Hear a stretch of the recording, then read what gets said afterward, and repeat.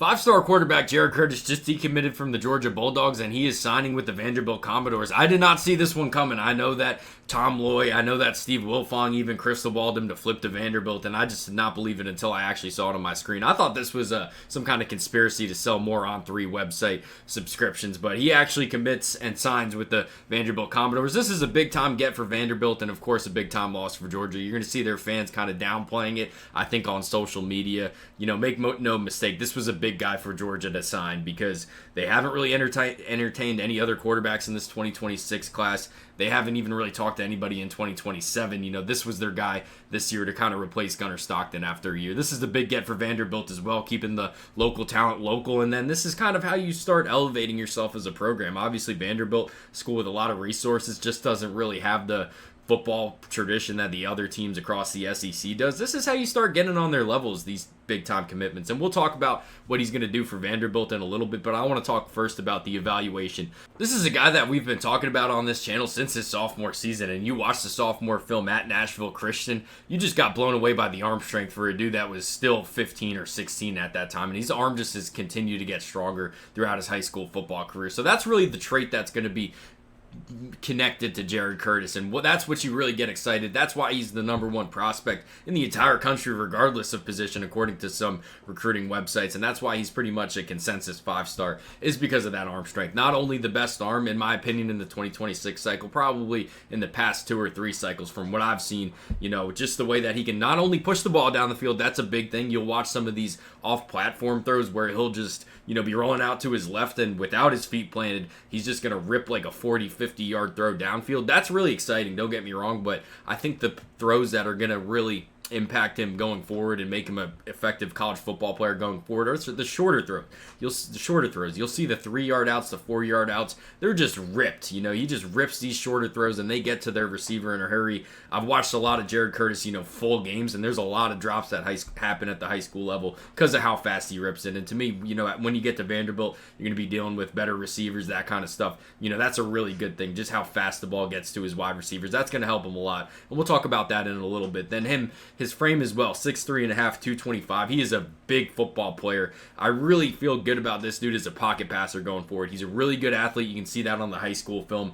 But to me, his best trait's his arm. This is a guy that you want in the pocket. And then, I really like his upside manipulating the pocket going forward because of that athleticism and that frame. 6'3", 225.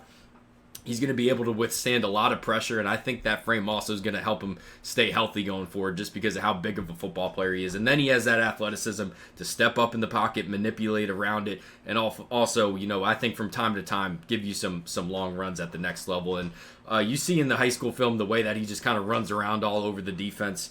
I'm not so sure that we're going to be talking about him doing that at the next level to the same extent, obviously, him playing high school, but I certainly think he's a really good athlete and he's going to have enough to manipulate the pocket and then every now and then just give you some yards on the ground. I don't think he's going to be like the way that you see Pavia running for 700-800 yards a season, but I really like his athleticism to just move around the pocket, find guys downfield. He's a really good off-platform as well. You can see that on a lot of this high school film. But now the question is, how's that going to translate to the next level? So this is a guy that not only signs with Vanderbilt, I think the expectation with Pavia graduating, going on to the next level, I think we're going to be talking about Jared Curtis being the starter day one at Vanderbilt, which usually I'm not so sure I feel good about true freshman quarterbacks starting, but I think this is one of those players that you can feel a lot better with him just being thrown into the fire, especially with the state of Vanderbilt. I feel really good about this dude kind of growing with the program and kind of being that face of the program going forward. So why do I think he can see the field from day one? To me, it's the arm strength. So a lot of times the reason you kind of worry about these guys starting as true freshmen is because, the reads won't happen as fast. The game moves at a lot of a faster pace at the next level, obviously, from high school going to college. I think that arm that Jared Curtis has is going to help him kind of withstand that increase in the pace of play at the next level. So I think he can be a lot slower on reads from day one than most players across the country because he has that arm to fit the ball into a tight window. So I think he's going to throw into a lot of windows that to other football players are really tight and might get intercepted because he has that arm as an 18-year-old, as a true freshman. He's going to be able to fit him into those really tight windows and kind of get away with with some throws that other players won't as true freshmen. I just think any true freshman is such a learning curve from high school to the next level. And with that arm strength and with that frame as well that Jared Curtis has, he's going to be able to withstand that. He's not going to be the best guy manipulating the pocket from day one. I think that's the biggest thing that you see true freshmen across the country struggle with is, getting sacked, taking bad sacks. I think Curtis at 6'3.5", 225 again, that's going to help him kind of get around from his lapses in that pocket manipulation day one, and then that arm strength. The reads can happen a lot slower. And like I said before, the downfield throws, those are all well and good, but those shots only happen 4 or 5 times a game, whatever it is. Those shorter throws that you see Jared Curtis at the high school level just rip and just get there so fast, those are the ones that are going to help him see the field from day one and have this Vanderbilt offense look good with a true freshman quarterback from day one. So those 3-yard outs, those 3-yard slants, those shorter type throws, the ones that are usually into really tight windows, I think Jared Curtis can make a lot of mistakes on those shorter throws and mistakes with the reads because of how strong that arm is, and he can just rip it into a tight window. So I think you're getting a guy that's going to be really productive from day one as a true freshman quarterback, and then as the reads start to slow down, as the game starts to slow down for Jared Curtis, this guy's the limit. The upside is astronomical because of that arm strength, and then that athleticism and that frame. This is a guy with NFL traits. I really do think that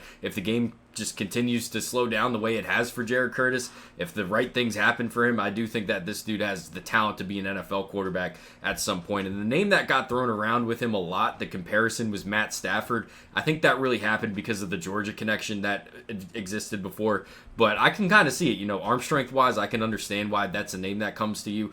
But I do think that Jared Curtis is a much better athlete than Matt Stafford was when he was in Athens. But, obviously Jared Curtis ending up in Vanderbilt. Really exciting time for Jared Curtis, really exciting time for Vanderbilt football in general. They've been fun to watch this season with Pavia. It's exciting to kind of see that succession plan. They have a succession plan after having a really good 2025. I think this is one of those things that's going to have a whole lot of ripple effects. I think a lot of players across the country, potential recruits, guys in the transfer portal maybe. I think Jared Curtis is one of those players as he continues to get better. They're going to start thinking about Vanderbilt a lot longer than they used to, to decide to transfer there or commit there or whatever it is. I think the destination's a lot more attractive when you have that quarterback in place, and he's a pretty damn good one as well. But that's what I think about Jared Curtis. You guys let me know what you think about him. Any other things that I missed, any things you disagree with, agree with, please feel free to reach out. Thanks for watching.